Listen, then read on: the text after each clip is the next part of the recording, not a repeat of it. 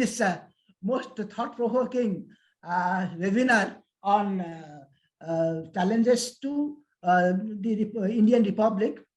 And day for yesterday we celebrated the Republic Day, and tomorrow we are meeting the retreat, and today perhaps the time to make some sort of a SWOT analysis of our Republic, that is our strength, our weakness, our opportunities and threat. And we must congratulate and thank Ignomacy for taking this initiative for organizing this webinar today. Of course, with the Association of Think Tank Odisha and also support of Bharatiya Vidya Bhavan. And today, actually, we have got 4 distinguished speakers. And I have the great privilege of introducing each and one of them, but it is very difficult to project them, their profile, a very short time, within 1 or 2 sentences. I may not do any justice, but however, I don't think that Mr. Vivek Patnaik needs any introduction. He was the founder and mentor of Think Tank Odisha, and also Ignomacy, and then he was a top bureaucrat in Odisha, served in many places, many assignments, taken up many assignments, and then he was the director of ICAO, International Civil Aviation Organization in Montreal. He was in fact, International Civil Service. And then after that, he returned here as on retirement, became chairman of OPSC. That is not his introduction. His introduction actually is, though he is, I think, in the threshold of reaching 80s, but his volition in the developmental issue is really amazing. Every week we find, we get the opportunity of reading one of his articles in several topics, starting from governance, environment, economics, industries, commerce, aviation. Say any topic, he is there, and he is writing with equal flair and intensity. And today he is at Costa Rica, and he is joined with us and welcome, sir. Thank you very much. And then he will be giving our actually the real speech on this challenges of Republic of Indian Economy. And our second speaker is Mr. Ramesh Chandra Mishra. He is also very known figure, 1976 IAS. Served in various capacities in Odisha, and then he was also Secretary to Government of India in the Department of Personnel and Grievances. And then he is known for his integrity, honesty, discipline, leadership, and some sort of a role model to many people. Besides, he's a great thinker, he's a great writer, and he has written many books. And then he was Pearson Fellow and also he did a course in Harvard University. He was more a scholar than an administrator. He is with us today. We are very much fortunate. Welcome, sir, and thank you very much to be with us.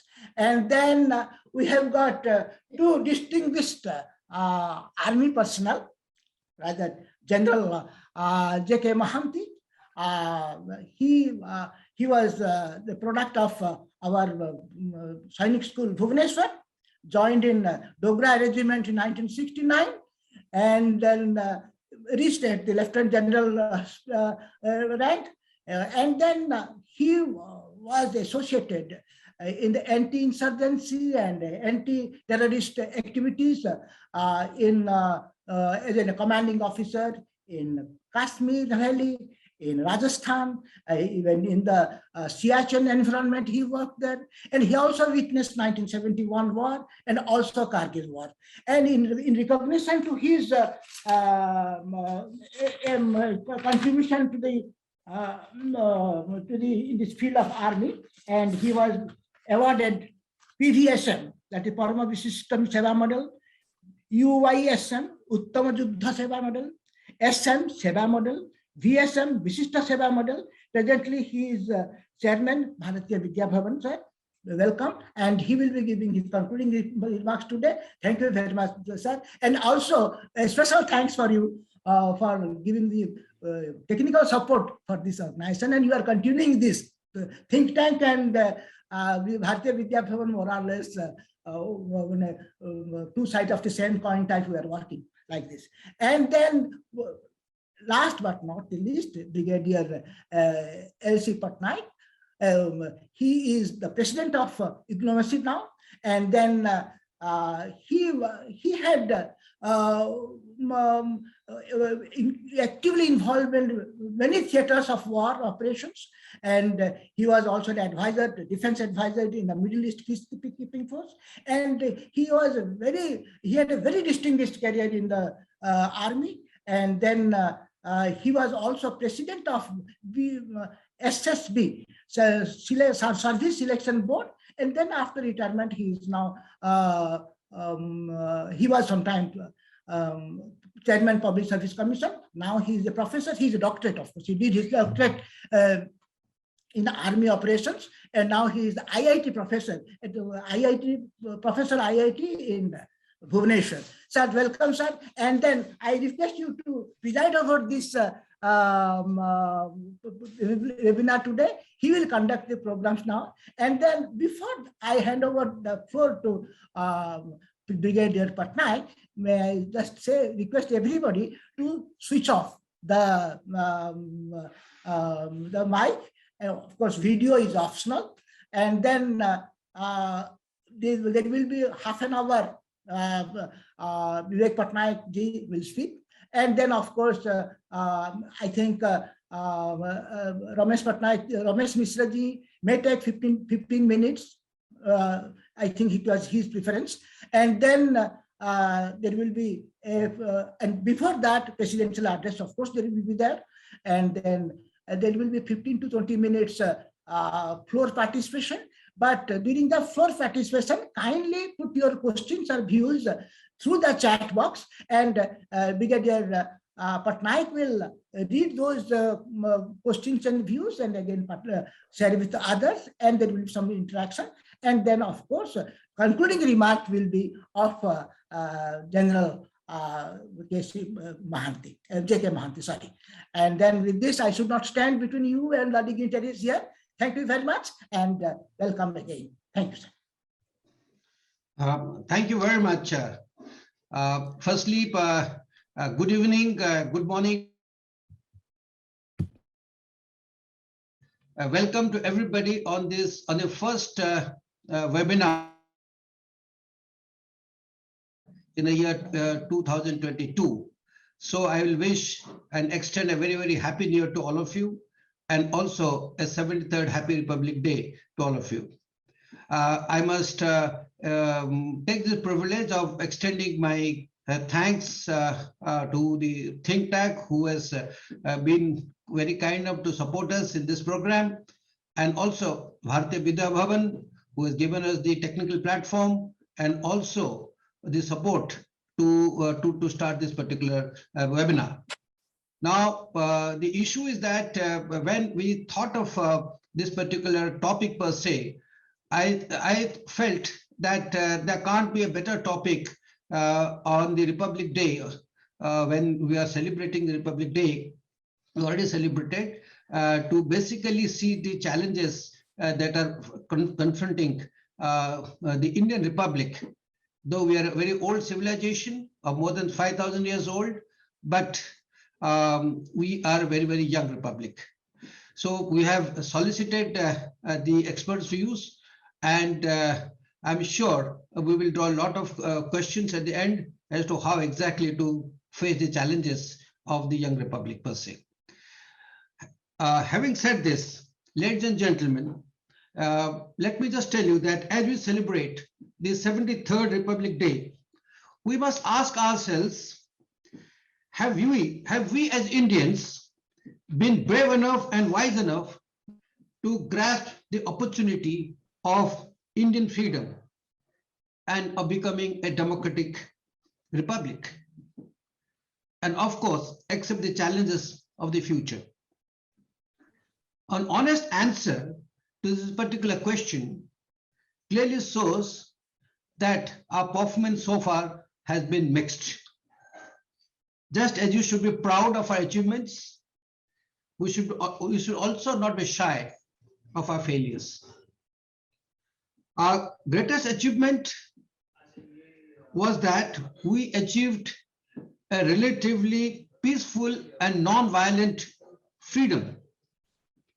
However, our failure was not able to keep the nation intact as one nation immediately after independence. And I would say a little bigger failure was the horror of the partition that took place during 1947. The failure at that point was so colossal that it threatened the very sovereignty of this country, even when it was not a republic. If you all recollect the 47-48 war, we were not even a republic then. Hence, this was the mindset which prevailed upon the makers of our constitution. So when the constitution came into being and the preamble was being set with a series of discussions that took place between then Prime Minister and B.R. Ambedkar, the Constitution of India has basically given priority to sovereign democratic republic. So the preamble at that point of time basically read that we, the people of India, would like to constitute or make a resolution that to have India as a sovereign democratic republic. It's only later part that the other two elements were included in the preamble, that is the secularism and the socialism that is consequent to the 42nd Amendment Bill. Hence, at that point of time, when you got the republic, the challenges to the nation was primarily our territorial integrity, sovereign, that is the challenges to it, challenge to the sovereignty per se. Hence, any threat, as we realize, is both external and internal. Hence, I will dwell upon today this issue of threat to our territorial integrity and how it has shaped the nation's thought process and our policy consequently.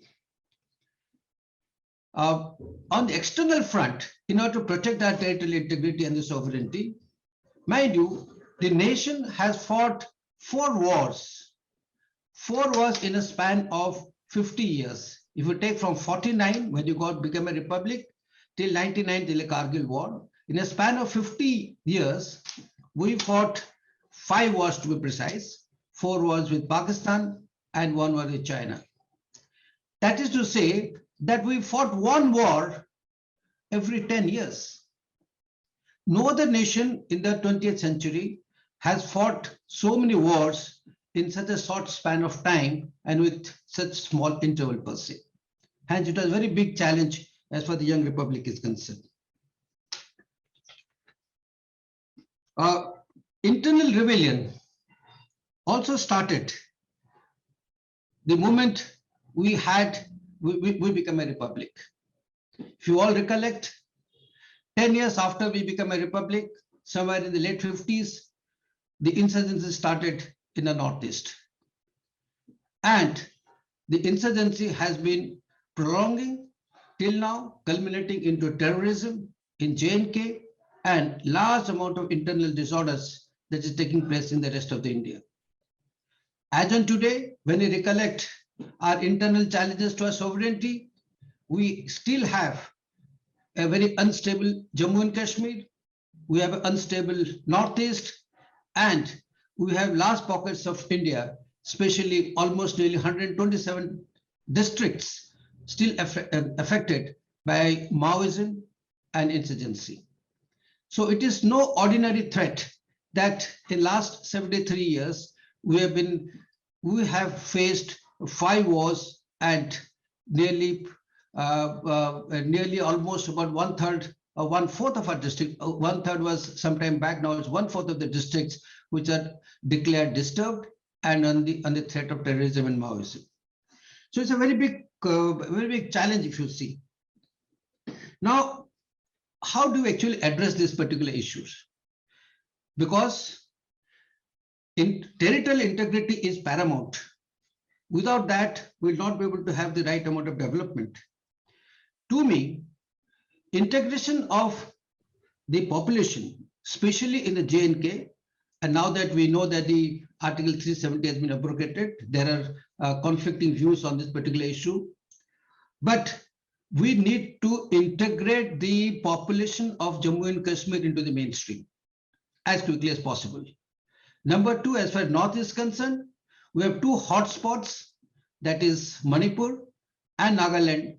The population of this particular two states needs to be brought into the mainstream.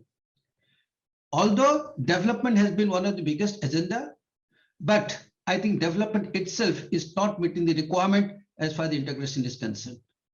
We need to move away from the politico-military approach and start developing a social approach wherein education, welfare, and recognition of the minorities is become paramount in these two particular states per se. Hence, our approach to integrate the population of the disturbed states as far as the internal rebellion is concerned has to take a dramatic shift in the 73rd Republic Day. On the external front, we are well aware of the threat that is there on the Chinese front and the newly developed threats of combined threat along with Pakistan and also in the Indian Ocean. Those are topics of different nature for which we have to be prepared. And I'm sure, and as our military and the political forces, the political leaders and the diplomacy is working day in, day out, I think the future of maintaining both internal and external sovereignty of India is, I would say, is in very, very safe hands, which we're very, very happy on that. The second aspect that I want to touch as second part of the preamble is that the democratic part of it. Now, all of us should be happy that we are today a democratic country, which is being envied not only with our neighbors, but in all parts of the world. Today, we have one of the largest number of elected representatives at any point of time. We have 3 million elected representatives right from parliament to panchayat, out of which 1 million are women.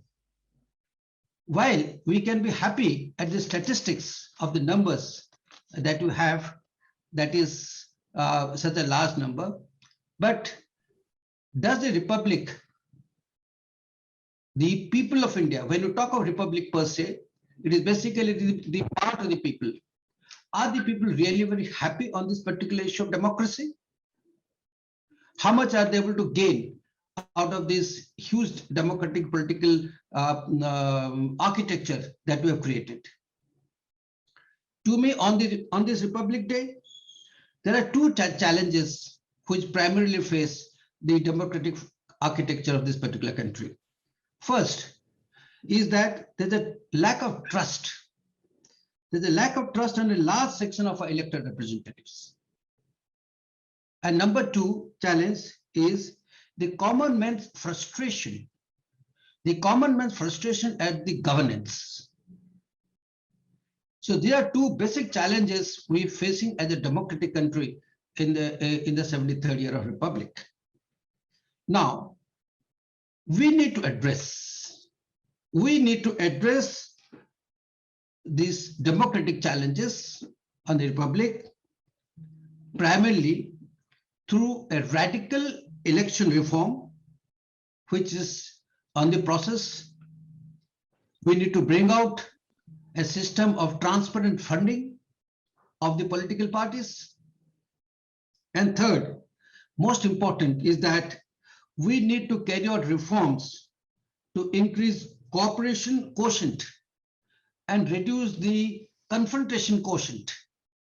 Increase the cooperation quotient and reduce the confrontation quotient amongst our elected representative and amongst our political parties.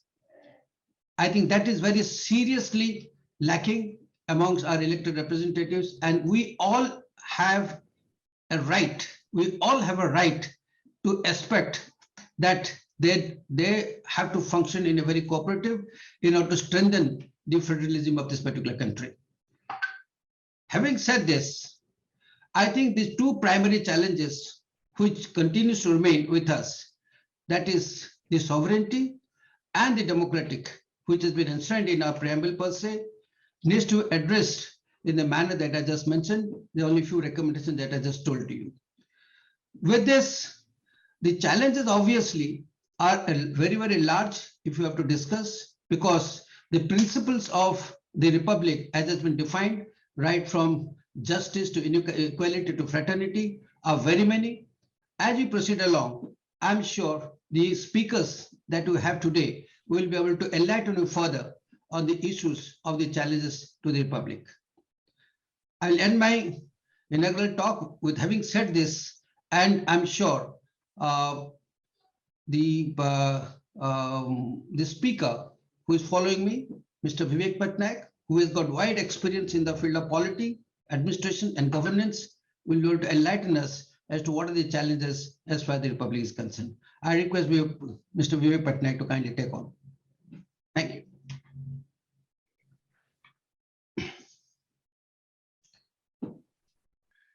Please unmute yourself. Thank you very much, Mr. Vice President of INGLAMSC. My greetings to the Chairman of INGLAMSC and all members of the think tank and Bharatiya Vidya Bhavan. My greetings to my very good friend and colleague Ramesh Mishra, and also to Lieutenant General Mahanti, who are on the panel with me for discussions. And thanks to Swadesh Patnaik for organizing this meeting. I just want to ask you, am I audible first? Okay, thank you very much.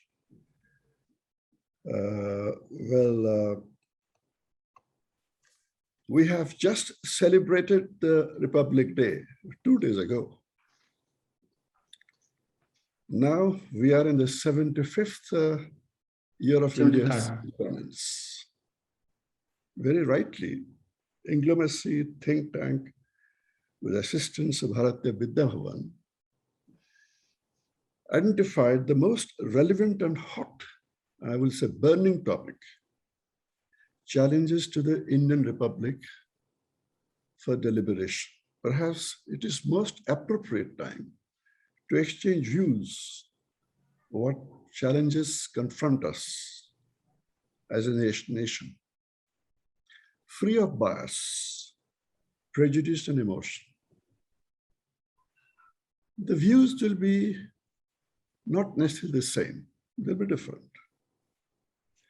There are eminent people on this panel, like Sri Ramesh Mishra, Lieutenant General Mahanti, and we have also heard Brigadier Patnaik, all with vast experience and excellent academic background, proven integrity, efficiency, and well-acknowledged distinction.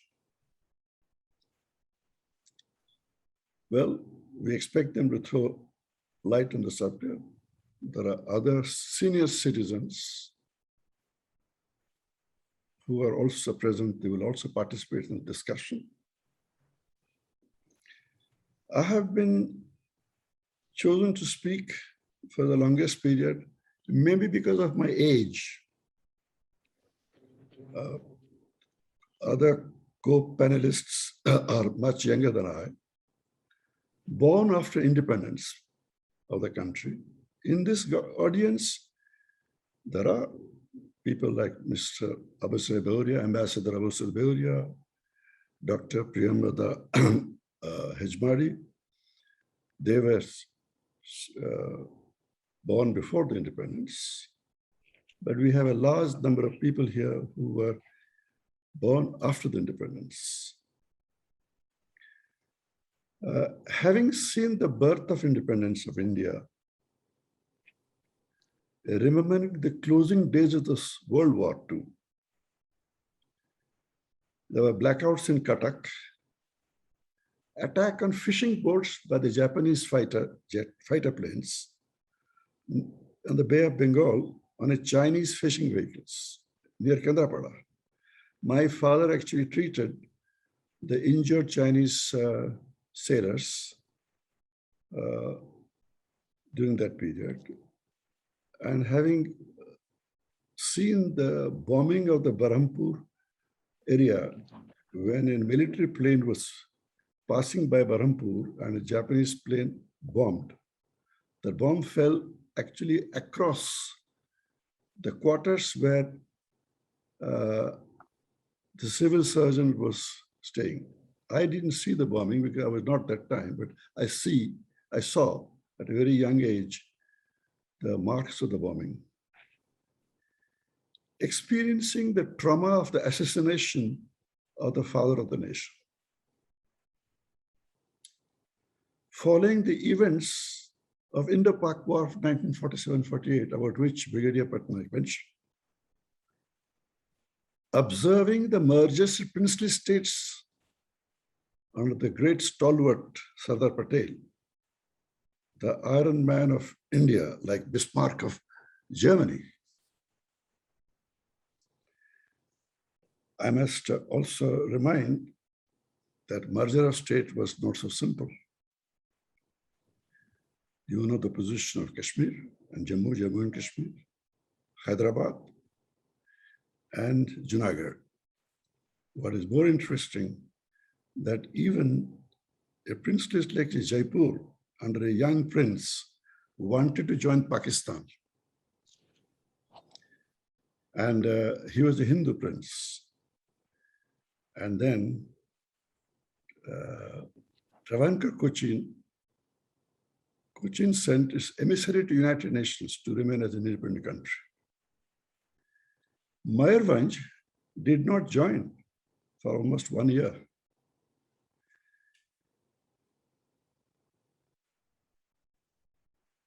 Being excited by the event of the fall of Chiang Kai-shek and his corrupt regime, seeing the emergence of the communist China under Mao Zedong, promising emancipation of proletariat and peasantry from the thraldom of the capitalist class and landed aristocracy. I'm giving these events to the audience just to remind that how India has seen after independence so many things around it, how it has influenced its policy and the people. I remember to have seen the defiance of Kim, the grandfather, not the present king of North Korea, against the US-led purposeless Korean War, which lasted for 3 years. And dogged determination of Ho Chi Minh, an anthropologist turning a general, Van Nguyen Gap, to bring abject humbling to colonial France, a Dien Bien Phu. I'm sure Brigadier Patnaik and General Mohanty would remember the story of Dien Bien Phu. They must have studied in military history. I was a young student in the school when the Dien Bien Phu was captured. Then inflicting most disastrous defeat in the American armed forces in the senseless war imposed upon Vietnam. Then we all, young people, enthused by the planned developed strategy adopted by India's legendary Prime Minister, Jawaharlal Nehru, to construct multi-purpose irrigation project with the hydroelectric generation, which I personally witnessed the construction of Hirakud Dam project. I was a student in Hirakud. Then steel plants, heavy engineering, machine tools, facilities, called by our famous Prime Minister, Nehru himself, modern temples of free India. with the aim of bringing democratic socialism through abolition of Jamindari system, introducing scientific agriculture, witnessing the leadership of the country. We witnessed the leadership of the country under the non-aligned movement and the Afro-Asian solidarity. Those are the proud moments of ours. We also experienced the humiliation of the Sino-Indian War in the northern border in 1962. One of my brothers was also in the front. Having served the country myself in civil service for more than a quarter of a century, almost for 3 decades, during which period India's prestige soared high with spectacular victory in the 1971 Indo-Pak War. With emergence of Bangladesh, notwithstanding China's saber-rattling and the American threat of the 7th Fleet in the Bay of Bengal. This I want to remind those who were born after that. And then magnificent green revolution, bringing self-sufficient in food production. Being a part of the industrial development myself, an economic liberalization process, which we witnessed, inviting foreign investors to set up power plants, serving the also UN agency in the International Civil Service, acquiring a world view during the Cold War, watching personally live on television, of course, collapse of the Berlin Wall and subsequent demise of the powerful Soviet Union, socialist bloc, and seeing the events of the first Gulf War, then Second World War, and the horrific event of 9/11, and 2 decades of US and NATO with involvement in Afghanistan. Watching the rise of China and its increasing truculence. In recent times, we saw the global and national handling or management of the world's worst pandemic in the recorded history, and pathetic, disastrous withdrawal of US and NATO forces from that hapless country called Afghanistan, handing over it on a platter to the barbarous Taliban. Finally, pathetic leadership of US under Trump, culminating on the 6th of January, 1921. The attempted coup d'etat in world's oldest constitutional democracy. I have seen, and many others have seen, to my fortune, to our fortune, the unfoldment of history of our nation from its independence and world events since then. I thought recalling these things to remind everybody what have been our achievements and what have been our ambience in the global scenario. Since the time is not adequate, I do not wish to dilate upon points which have been raised by Brigadier Patnaik very wisely. I'll come to the subject of challenges.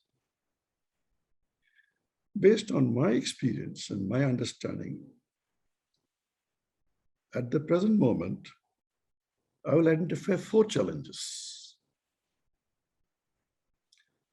First is economic challenge, a challenge to the economy. Second is challenge to institutions.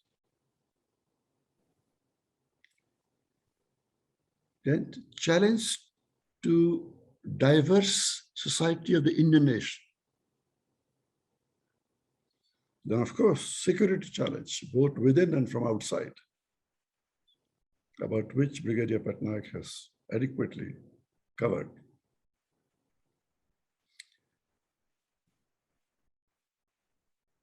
With increasing inequality in the country, about which Dr. Subbarao, the former governor of RBI, made a recent statement. High degree of poverty among more than 300 to 400 million people with just $1 of daily income, even less. Mostly living in the hilly and inaccessible terrain, referred to as indigenous people, some even called primitive. I spent most of my early part of civil service career in the tribal districts of Keonjhar and Mayurbhanj. Then the rising unemployment among the millennials to almost astronomical promotion. Many with a technical degree and large number of school and college education. The slowing rate of growth. IMF has recently revised the projection downwards,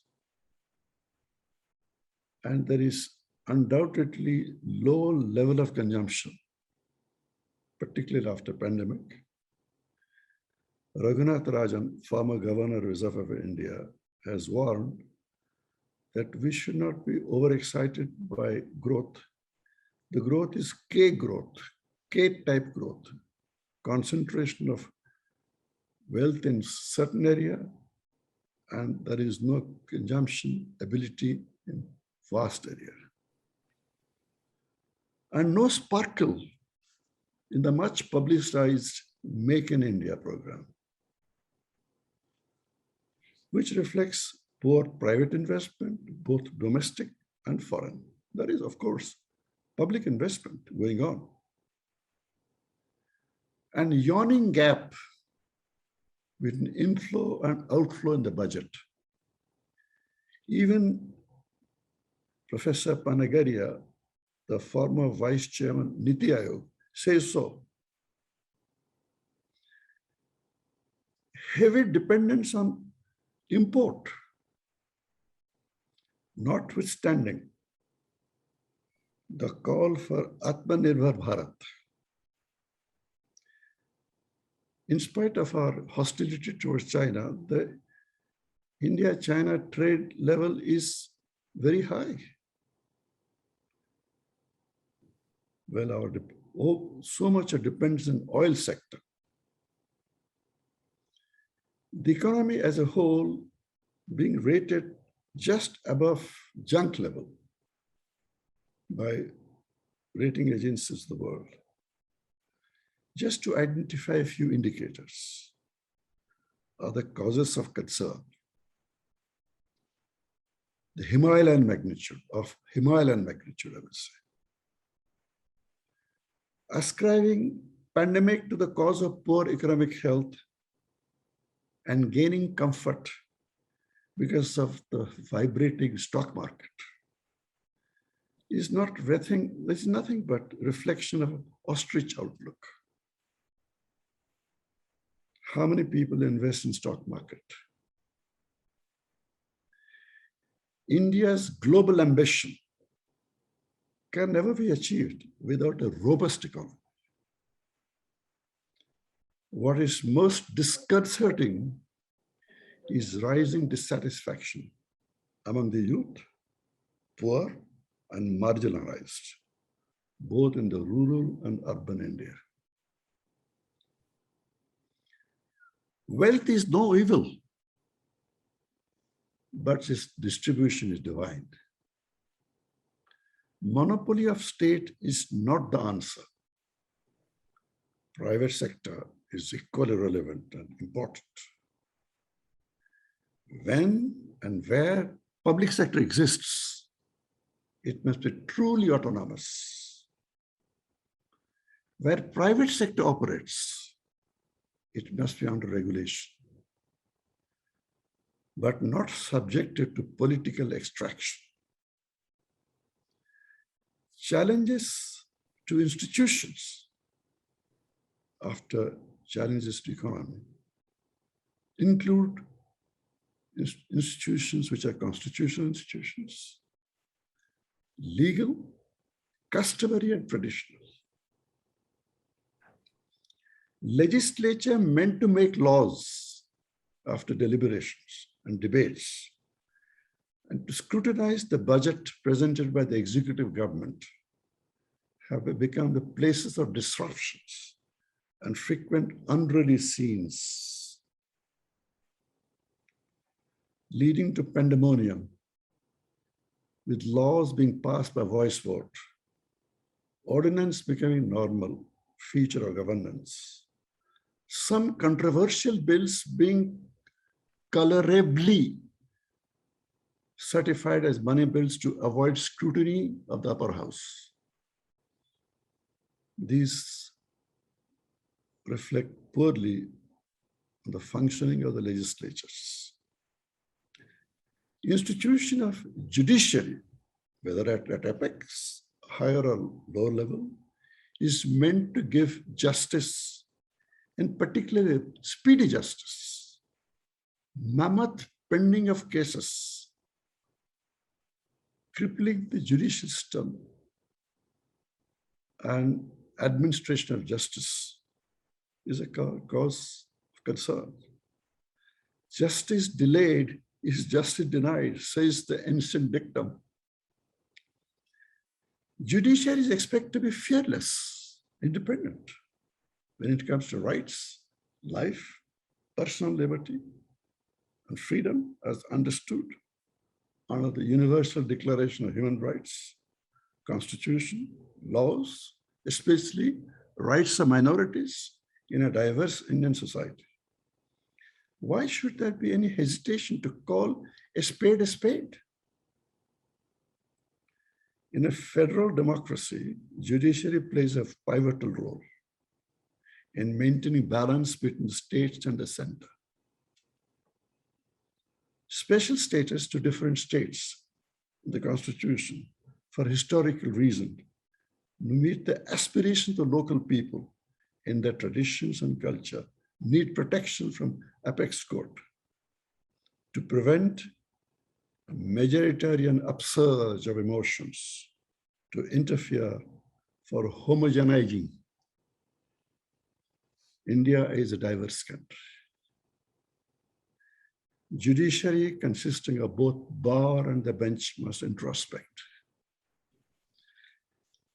Government, known as executive, has political part and the permanent part. One is elected, other is selected. One which is permanent, known as bureaucracy, is expected to be politically neutral, enforce laws, rules, and regulations without fear and favor. Policies, plans, and programs must be designed and executed with proper delivery system. Political part must be responsive to the people. Once elected to power, they should belong to all, no matter who voted for them to power or who did not, and remain above the petty party politics. Should be free from casteism, communalism, sectarianism, and regionalism. Here lies the cardinal principle of developing consensus for stable governing architecture, which presupposes respect for those who are in the opposition. Sabke Saath, Sabke Vikas is an excellent principle emanating from the fundamental features of the Constitution. should be practiced and should not be allowed to remain merely as a slogan. Just as Garibi Hatao, a clarion call, should be implemented in letter and spirit. Political part of the executive must respect independent advice of the permanent part. However unpalatable it may be. Under this traditional and well-established framework, there is no scope for loyalty to a person or party. Members who constitute both the parts, political and permanent, must introspect and do honest heart searching, whether they follow this golden rule in a constitutional democracy. Election must be free and fair. It depends on political parties and the agency who conducts it. Can it be possible with vulgar display of money and muscle power? Is it believable that it is possible when there is doubt about the neutrality of the agency conducting and supervising the election? Should the members to this body be chosen on loyalty, not on the grounds of integrity and probity? In a modern state, media is a vital institution, evolved over time, whether it is print, electronic, and now social media. Should they not remain free of control, either political and financial? The big question, are they?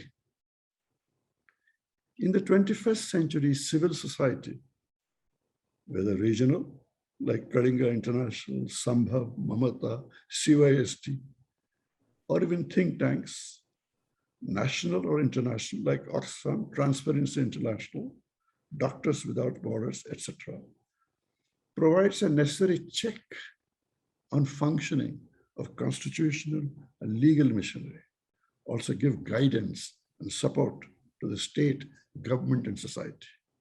Are they given the opportunity to do so? If they're choked with flow of funds and hounded down perpetually on the grounds of anti-nationalism and sedition. The diversity of the Indian society is well recognized. Those who have studied history and the subcontinent seriously will know how and why diversity has taken in the geographic entity, and recognize how traumatic it was during the bloody partition, mergers of princely states, followed by inclusion on the erstwhile the French and Portuguese territory and finally Sikkim. To what extent there are multiple languages, religious belief, castes, creeds, and ethnicities dispersed across the country. Some concentrate with the geographic location, while some are not, are very well known. Essence and the principle of protecting diversities were ingrained in the constitutional mechanism to avoid vociferous tendencies, not appreciating the cause of rumblings, dissatisfaction, disaffection of Naga, Mizo, Manipur, Bodo, Kashmir, Assam, in territorial areas, and militancy in the past and the present, including Odisha, Andhra Pradesh, Chhattisgarh, Madhya Pradesh, Maharashtra, Jharkhand, by Naxalites and Maoists, and sensitivities of people following religious faith, termed as minorities, and marginalized caste and indigenous people will be disastrous for the stability of the nation. Trends are now disconcerting. Whom one would marry, what food one would eat, partake, what trade or profession one would follow cannot be called into question by law enforcement agencies. What is most unfortunate is self-styled vigilante group merrily impose summary justice on the highways and streets with law enforcing agencies looking other way. If the country is signatory to International Convention of Universal Declaration of Human Rights, all political parties forming government are bound by it morally and legally. challenge to security of the nation is not only from outside. Much that has been told earlier by me is the cause of internal threat. If not tackled on time and properly, can be taken advantage of by those who have designed to violate our territory from outside and destabilize the Indian Republic. External threats are well known. In last few years, there is rapid polarization of powers in the globe and possible realignment. China has risen strongly, economically and militarily. Its influence around our neighborhood has ominously enhanced.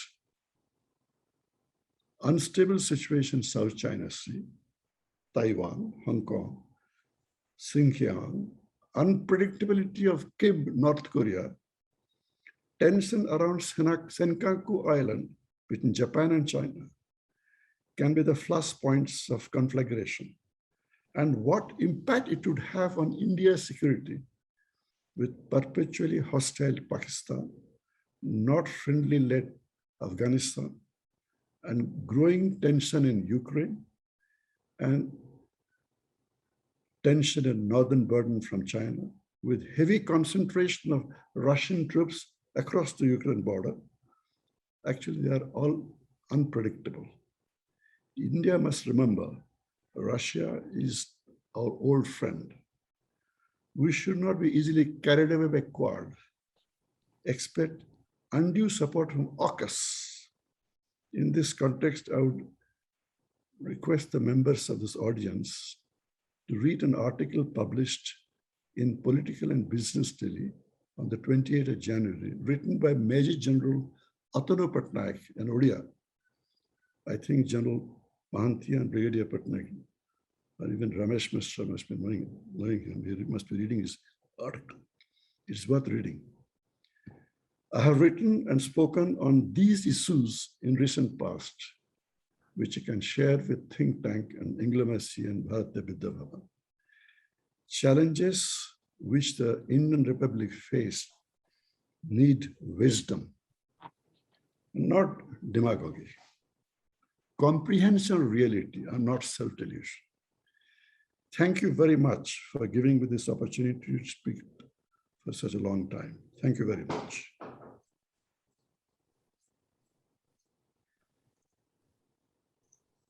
Thank you, Sri Vivek Patnaik, for this wonderful elucidation and having covered it globally, regionally, and also national issues.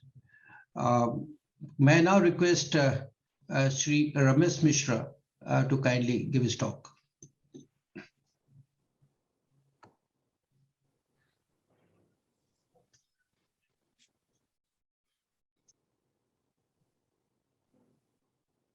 Once again, I have to unmute.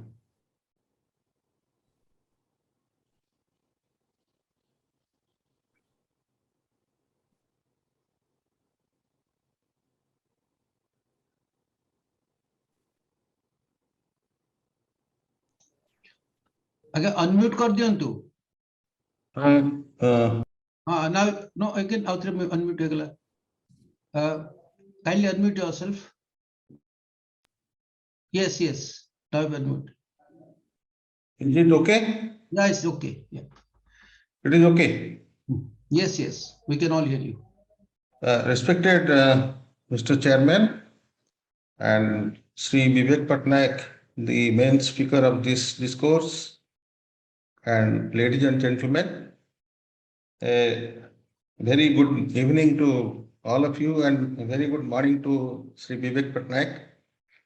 I have benefited a lot from the previous discourses given by Colonel Patnaik and also Sri Vivek Patnaik. Now, I remember there is a Socratic quotation, a life unexamined is not worth living. So, when I have taken advantage of the opportunities given by the Indian Republic, and that is why I am here, and all of us have reaped the benefits. being aware of that and being also aware of the various achievements that India has made in several fields, I still do not feel that we should be in a self-congratulatory mode. I feel that we should be in a critical mode on the 73rd Republic Day of our nation. Now, I just looked at the concise Oxford Dictionary to find the meaning of republic. Technically, republic is a state in which supreme power is held by the people and they are elected representatives, and which has an elected or nominated president rather than a monarch. Now, on 26th November 1949, we in the people of India have adopted, enacted, and given to ourselves our constitution. In contrast, look at the United Kingdom, which is technically not a republic. It is a parliamentary democracy under a constitutional monarchy. While parliamentary sovereignty has evolved with tradition, the Queen Elizabeth II, is today the head of the state. For reasons of historical sentiment, the British people have not done away with monarchy. This is a unique situation where the United Kingdom, though formally a monarchy, has maintained the strongest parliamentary and republican traditions. The other day I was watching the proceedings of the British House of Commons when speaker after speaker stridently accused the Prime Minister for breaking the COVID protocol by attending some garden party during the COVID times, while he was telling the nation to observe those regulations.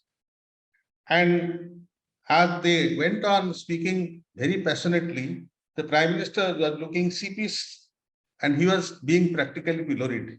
So that I struck as a very well-functioning parliamentary democracy where there is near perfect accountability of the executive to the legislature. So being a republic in structure is neither adequate nor everything. Behind the form and structure of a republic, we must have the republican sentiment. That sentiment is the satisfaction that we are being ruled by our own representatives, whom we have authorized by our mandate. We are the repository of sovereign power, which we have delegated to elected representatives, whom we can hold to account. That is the essence of a republic, rather than the mere structure. Now, along with the outstanding achievements during the 72 years of our republic, we are faced with multiple and serious challenges, and my previous speakers have already highlighted. We have external threats on our borders. We have to revive the economy, which has been shattered by the pandemic. We have to strengthen our public health system, complete our vaccination programs, send our children back to school. Unemployment has created cynicism among the youth, and we have to create jobs. The list of such challenges is endless. So this is a very learned gathering, and we are all aware. So, and we are all having our ideas about what is important, what is not important. So what struck to me as some of the essential points that I will highlight within the limited time. Now, I am of the view that the biggest challenge of all these challenges comes from the way we think about our fellow citizens. Our mind today is full of hate and intolerance to fellow citizens swearing by another religion. The most disturbing to our sense of confidence in the Republic has been the hate speeches of religious communities against each other.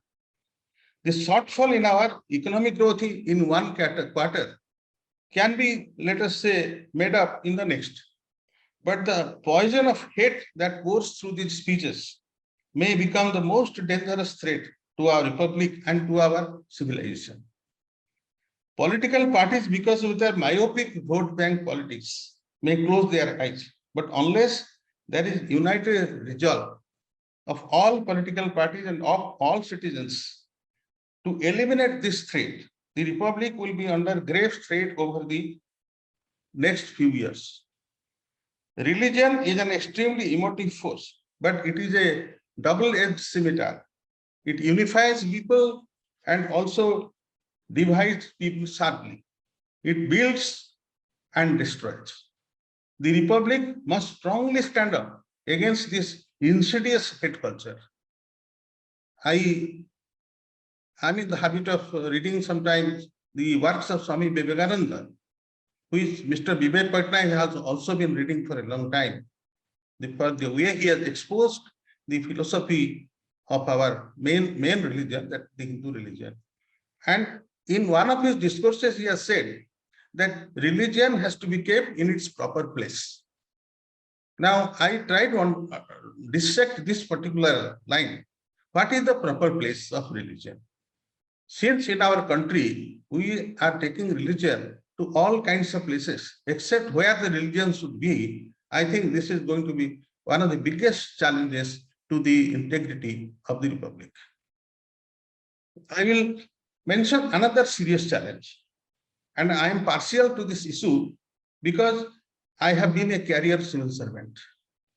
This is the sharp decline in the culture of probity and impartiality of the higher civil services in the country today. The scheme of All India services, which were nurtured by Sardar Patel as a pillar of national integrity, is under great pressure. Political parties of all hues have not hesitated to manipulate the permanent bureaucracy for their partisan interest. On the other hand, many senior civil servants, instead of resisting improper political pressure, have succumbed rather too easily for getting good postings and also post-retirement employments. The major institutions of governance are not providing impartial and reliable leadership, since many of the incumbents have landed up in their plump of offices through political patronage. Important field authorities, the police, the senior police officials, and the senior magistrates are not taking independent and prompt action under the law to maintain public order. They are looking over their shoulder all the time. The decline of standards in the civil services and the complicity of political executive in this erosion are serious portents for the Republic. There are outstanding civil servants, no doubt, and everyone cannot be painted in the black, but there is an unmistakable decline in the ecosystem, which we all find very, very worrisome today. We are proud of a 5,000-year-old history and of a civilization that was applauded by Western scholars like Max Muller and Romero Rolla. The other day, I was reading a book, I have been reading a book by Thoreau, where he has also expressed his great love and admiration for the Indian civilization. His book, Walden, is full of so many Indian thoughts, and we should be reasonably proud of all this. And Sir William Jones, who established the Asiatic Society openly, said that Sanskrit was superior to even Greek and Latin, where a large number of Europeans and British scholars were derisive of Sanskrit and the entire Hindu knowledge system. But the modern discourse in a nation need not be centered around our hoary past. That is not the subject of discourse at present. It is believed that the French political philosopher Montesquieu, 17th century, 16th, 18th century, he had said, "Happy is the country which has no history." This is a quotation which is attributed to Montesquieu by Carlyle. So nobody knows whether Montesquieu really said that. But the meaning of this statement is that since history tends to record the only violent, unfortunate, tumultuous events, a country with no history would be lucky enough to carry the memory of, would be lucky enough not to carry the memory of sad events. But I am not using that sentence in this particular sense, but our current culture of digging too much into the past and indulging in mutual recriminations leaves no scope for progressive debate. The Republic must learn to look forward. Our leaders, the great patriots who sacrificed their lives for the nation, will be happier to see us move on rather than squabble about our loyalties and predilections. That is another level of threat to the nation. There are various threats to the integrity and threats to the security. But I thought these, you can call these the intangible threats, the threats in the thoughts process, the threats in the sentiments, which can erode into the society in course of a period of time. Now, the British society has so-called agreement on fundamentals. So that is why this enabled them to run a parliamentary system of government without a written constitution in a homogeneous, compact society. It was easier in Britain. India is too diverse, too complex, but we needed to have developed certain agreements and certain principles and ideals by now. After 70 years of our republic, the only thing that our political parties seem to agree upon are freebies and subsidies. I think these are the two things on which all political parties are always agreed. They never see eye to eye on any other point. The other matter of concern is that everything is construed as political. If so and so has expressed an opinion, he must be from this political party. He must be having this allegiance. The space for unbiased intellectual discourse has therefore been shrinking. And that is the biggest roadblock to the development of a middle class, which represents the intellectual think tank of the country. India is an old country, but it is comparatively a young nation. And that is an important distinction. It is an old country, but it is a young nation. Having made spectacular progress in so many spheres, we sometimes feel that we have not finished weaving the fabric of our nationhood. We need not be much worried about what the Western press says about us, because they have never said very good things when our journey as an independent nation, when our journey as a republic had started. But somehow our inner perception does not convince us that we are now a mature republic. The other day I read a political columnist, political observer's comment that independent India has come of age. Perhaps it is too complacent and self-adulatory statement. India is a complex republic, but if we truly make progress, the area of our differences should be narrower and that of our agreements should be wider, irrespective of where we stand socially and politically. As of now, we are very far from an agreement on fundamentals. Now, many opinions have been expressed about the success and failure of the Indian democracy or the Indian Republican Constitution. Now, I do not want to be pessimistic, I want to be optimistic. The other day, I read the work of John Donne. He is Emeritus Professor of Political Theory at King's College, Cambridge. So in his book, Breaking Democracy's Spell, now John Donne is not a great supporter of democratic governments. He has a lot of criticism about democracy. Now, in his book, which is published by Yale University Press, he has observed, for all the often deeply unpleasant cautionary tales that disfigure it, the record of India's democracy as a whole forms a single giant political achievement.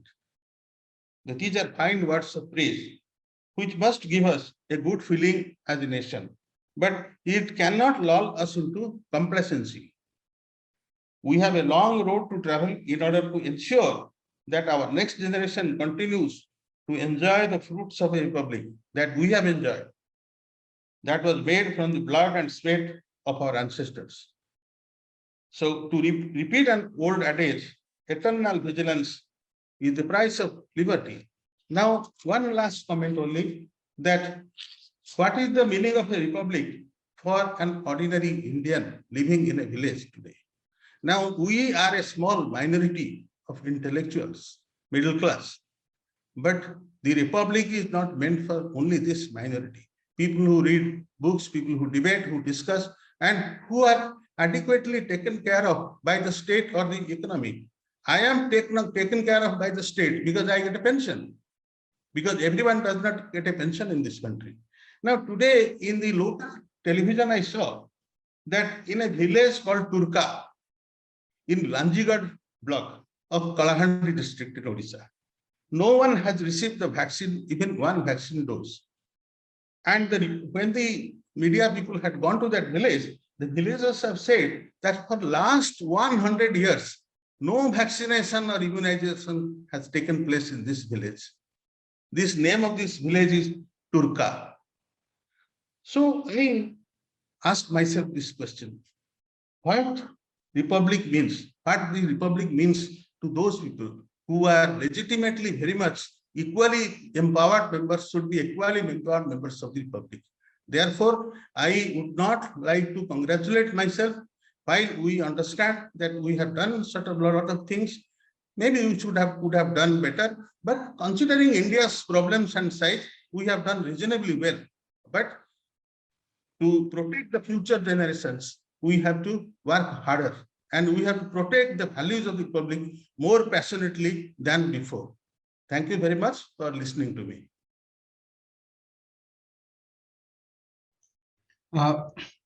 Thank you, sir. Thank you, Ramesh Mishra ji. I think very valid points has been brought out in a new different dimension by Sri Ramesh ji, wherein the intangible threats to the nation, especially to the threats to the thoughts and the sentiments of the people, and also he has amply highlighted the issue of leadership issues and how it is strongly linked to the governance. And apparently the complex republic that you have doesn't have actually very, very simple solutions. Obviously, it will have very, very myriad series of solutions. Thank you very much for this wonderful talk. We will now throw open this thing to question answers before we get on to the concluding remarks. If any person has got a question answers, we'll be very glad to take on. I don't find much questions in the chat box except for the congratulatory notes. But if any of the audience wants to ask any questions to the speakers, we'll be grateful. Yeah.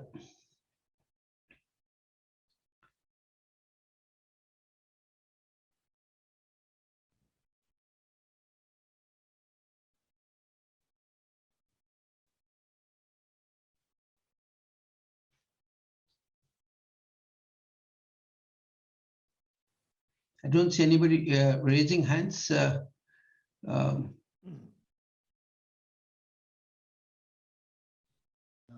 Mahanti may give his concluding remarks. Okay. Mr. Sanjay Panda wanted to speak for 2 minutes, and from Berhampur, Mr. Vishnu Prakash Chaudhary, he said that he would like to speak for 2 minutes. But I told no to, I rather politely said that there may not be any time to give the for such scope. But perhaps now there is time, we can request Mr. Sanjay Panda and then Mr. Vishnu Chaudhary to give a comment within 2 minutes or something like that, if the president so desires. Yes, definitely. Mr. Sanjay, please. Namaskar again. Namaskar. Thank you. My sincere greetings and namaskar to all the distinguished panelists. It's a very educative and enlightening process. I just want to make 3 specific points.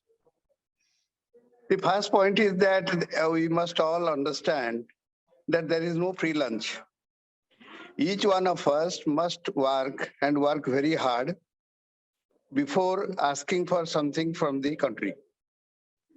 If you see the Millennium Development Goal achievements, if you see the Sustainable Development Goal achievements, China has done exceedingly well in eradication of poverty.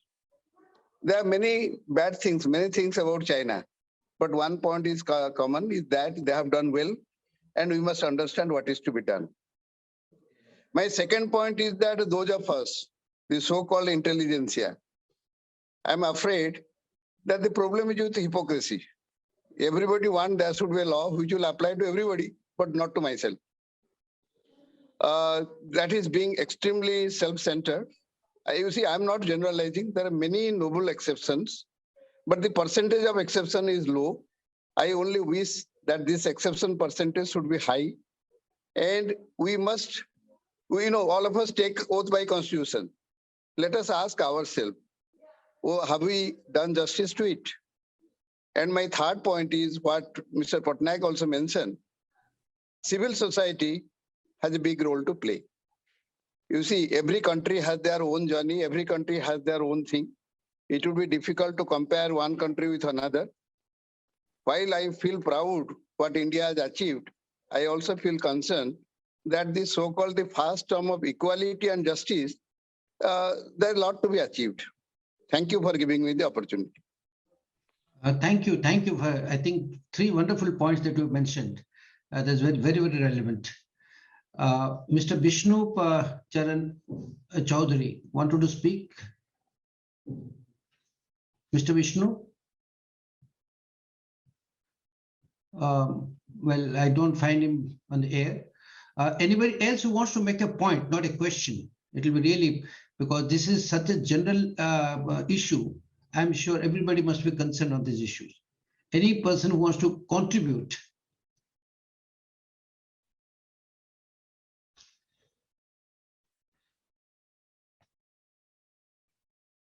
Okay. There is a comment from Mr. Mahanti, SK Mahanti. This is Saroj Mahanti. Let me congratulate all the speakers, including President, for covering the relevant issues facing our young republic so nicely. I would like to emphasize more on education and health of our population at the bottom of our pyramid. Our children and women are mostly malnourished and suffer from anemia and other deficiencies. We have discussed at length about Millennium Goals and SDG goals. We should look into nutrition aspect of our midday meals program in our schools. I think it's a very valid comment which has come from Mr. SK Mahanti. And Mr. Biranji Mishra also writes that the presentation of Mr. Ramesh Mishra should be seen by all civil servants. I think this is something which a very, very relevant observation and comment which has been given by Mr. Biranji Mishra. Mr. Vishnu, now I can see you on the camera. Would you like to speak something? Mr. Vishnu Chaudhary? Yes, thank you. Thank you, Chairman, sir. You have to take care of a mic. I have heard 3 excellent. Have you got your, just a minute, have you got your Am I not mobile? audible? Yes, mobile, yes. There is an echo. There's an echo coming. No, am I now audible? Yes, now Now you're you better. are audible. Mhm. 3 excellent presentations on the topic chosen. And on the question of India being a republic, much have been defined, but it ultimately means that power to the common man and an elective head of the state. When our constitution was framed, the objectives were set, particularly objectives being removal of poverty.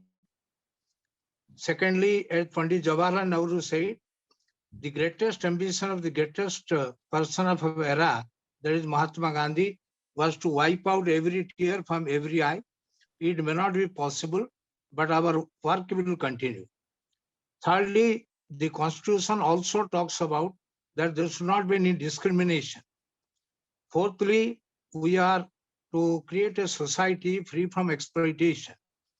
And so far as all these opposition are concerned, we have the motto of having unity in diversity. And all these mottos have been very clearly defined in the preamble, like justice, equality, fraternity, and liberty, all these principles. But in the process of these 70 years, we have found many aberrations. So we need, as it has been rightly pointed out, electoral reforms, civil service reforms, judicial reforms, reforms in the party system. And so that we can have a better India in future. Thank you very much. Thank you, Mr. Vishnu.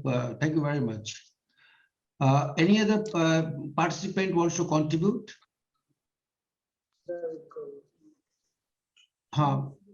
Yes, yes, Mr. Peoria. Yes, a chairman is on the line. Yes. Mr. President and my friends, through brilliant presentation of covering what is happening globally and what is happening in our country, I would only just emphasize at the cost of being repetitive, because these 2 points have been touched by Mr. Bibek Patnaik. There are two immediate challenges. The immediate challenges, one is pandemic. Now, it has shattered the society, it has disrupted the economy, and we don't know the origin of this and what shape it's going to take. Now, this is a challenge the entire globe is facing, but I think it's a big challenge for us.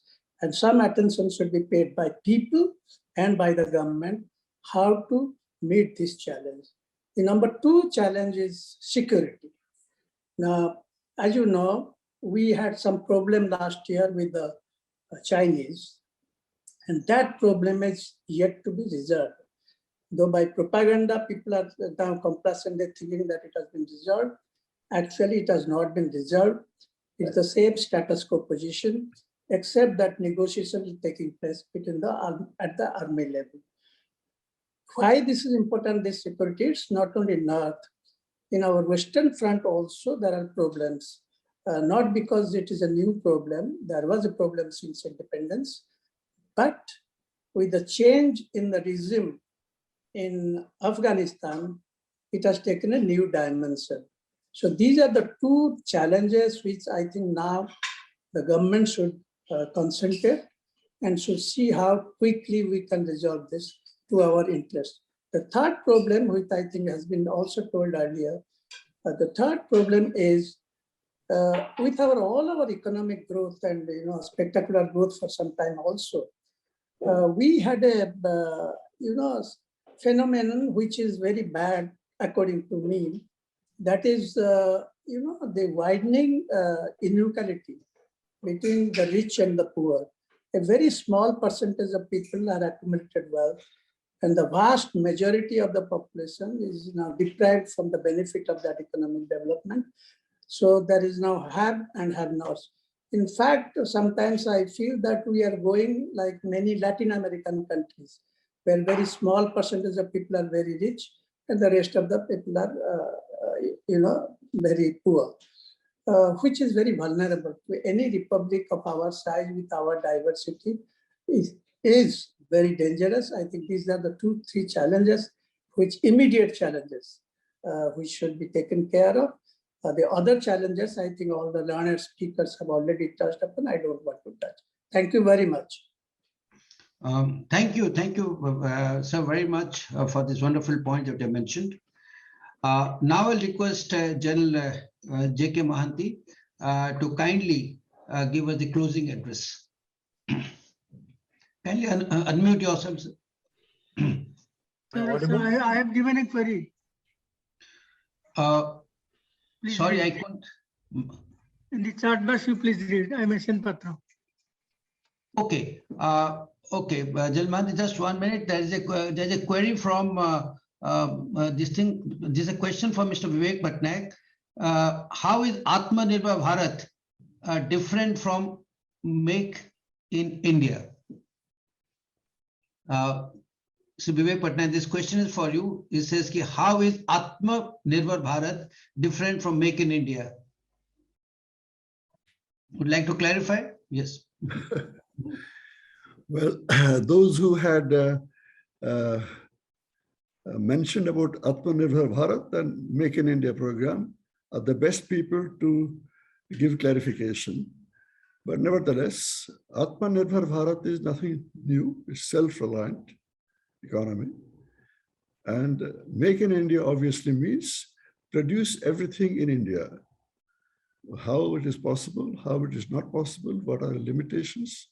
There are many lectures, and if the person who has asked the question, I'll give an answer to him by sending my articles on the subject. And thank you very much. Thank you very much. Jan Mahanti, can you please move with the closing address, please? Posted a question, sir. I posted a question. Fundamental duties 51A. The clause G under this, it reads to protect and improve the natural environment, including forests, lakes and rivers and wildlife, and to have compassion for living creatures. What is your achievement and what are the challenges? This is definitely a very thought-provoking question, Mr. Patra. We will complete with this because we run out of time. Let's complete this thing and then we'll get on to, if the time permitting, we'll move on to questions. Yes, Jan Mahanti.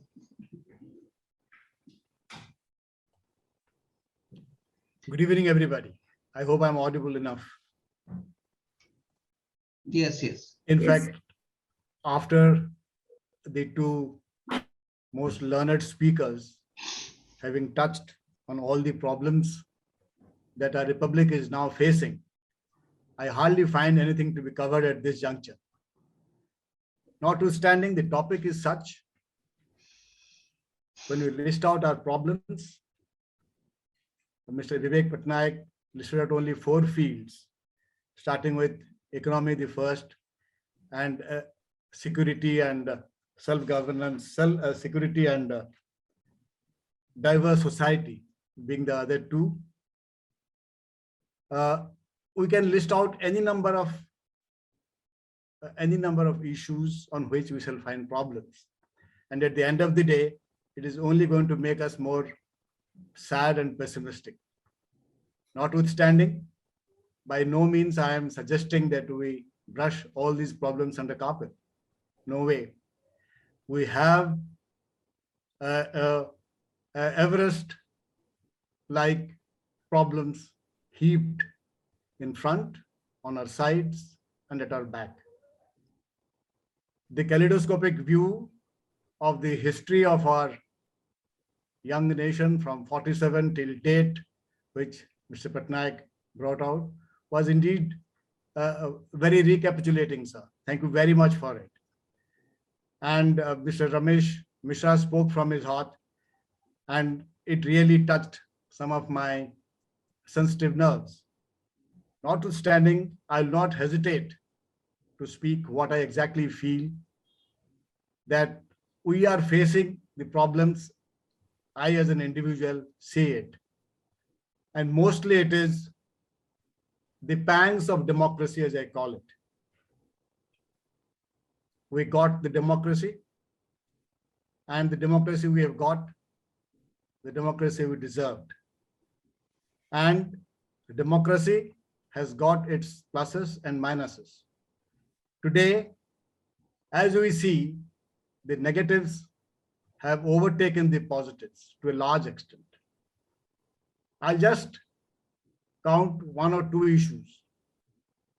Take, for example, in our constitution, we had laid down a uniform civil code. It was there in our directive principle, I think Article 44, if I'm correct, or 40. And all states and the center were supposed to implement it. And today I find no way our uniform civil code can be implemented. And if it can't be implemented, I'm afraid a time is going to come when our demography is going to change.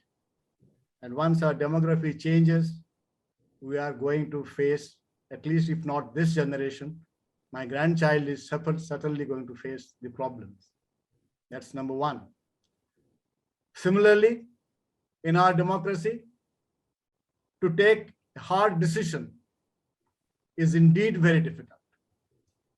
Today, every political party throws freebies. The caste composition has come up today to divide ourselves so that my vote bank is safe. The reservation, which was laid down in the constitution, which was for a class discrimination, which is indeed needed, has ultimately turned out as a caste and societal and sectorial division. Can we as a nation at any stage stop reservation? Can this be stopped by a democratically elected government at any stage? Honestly, I have my doubts. Today, you open up any party's manifesto. Sky is the limit to what they are offering. Mr. Ramesh Mishra said, there are no free lunches. Indeed, there are no free lunches. Can you have free electricity?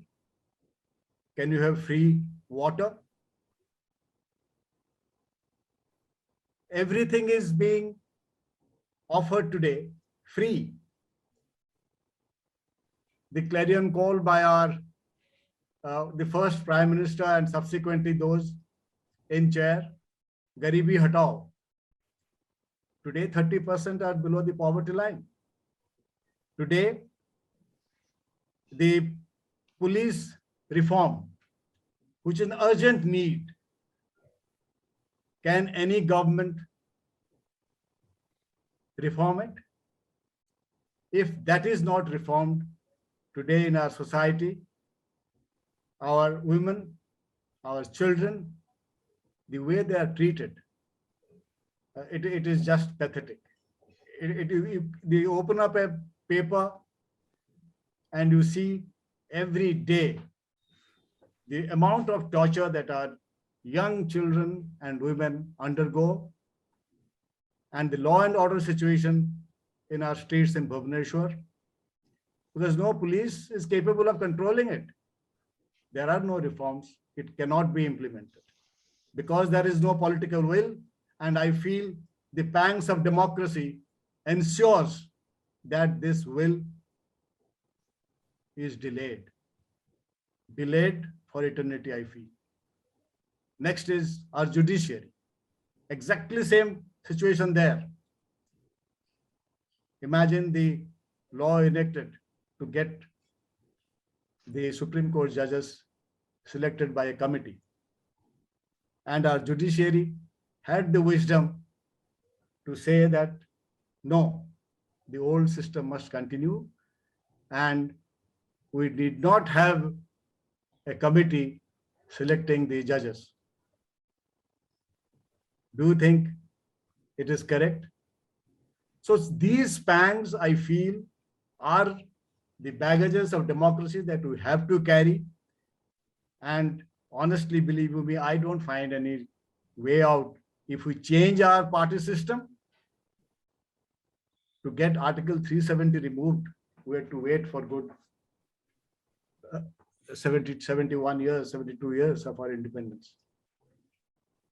And honestly, I was really surprised that it could finally be removed. Being a soldier myself, at no stage I had thought that Article 370 can be removed. It came as a rude, it came a very welcome surprise to me, honestly, to all of us, in fact, in the nation.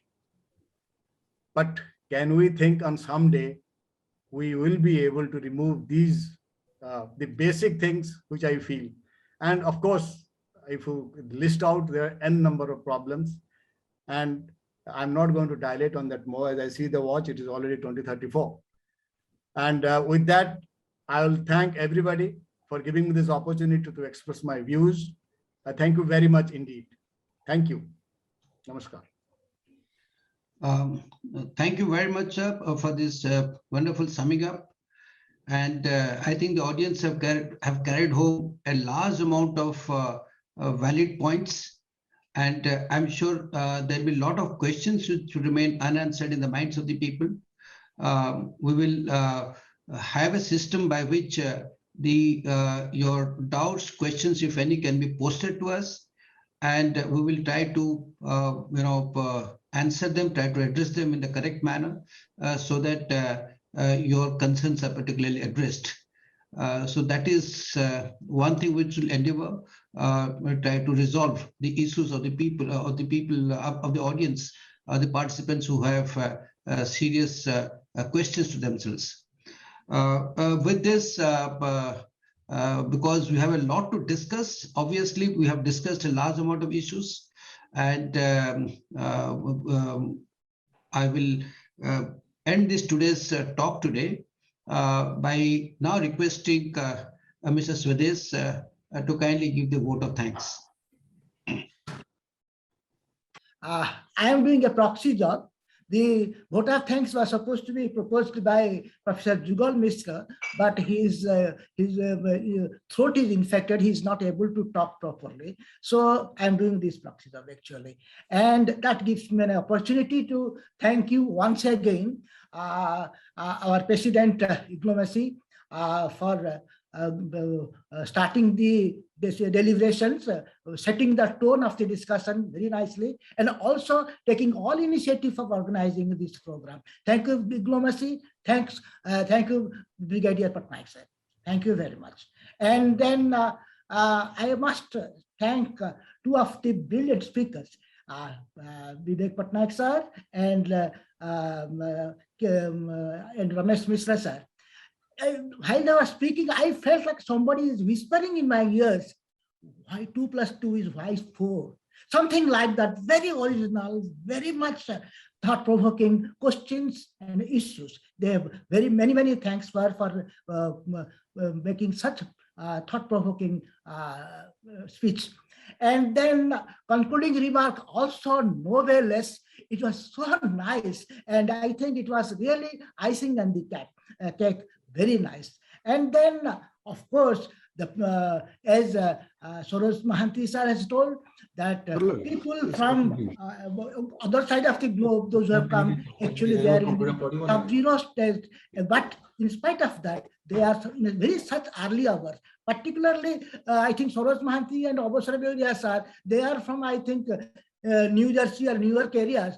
That is, I think it is quite an early hours now. So in spite of that, they are here. Many thanks, sir. And then, of course, the people from Hezmadi has come, and many people, 42% participants joined here. It was rather, in this particular pandemic period, unusual. And the people, those who participated, actually, many thanks for them. And then some of them have really raised some questions, like Dr. Sanjay Panda, Vishnu Chaudhary, and many others. They have spoken. Sujyanan Patra also raised some questions, and then Saroj Mohanty has raised some questions. All these people have enlivened and enriched the discussions to a next level. Many thanks. And last, of course, Bharatiya Vidya Bhavan and the chairman has come here, and then also his team has helped us a lot. Always they are helping us. Dr. Mangaraj, Sujata Mangaraj, she is always with us in spite of her illness. She used to help us previously in providing the technical support. And of course, Sadiq. Today he had some personal problem. He was telling me that, sir, I will have to leave at 7:15 or something like that. But in spite of that, he's now still there continuing. So many thanks to everybody. Many thanks. And then let us, with this, let me thank once again everybody. Thank you very much.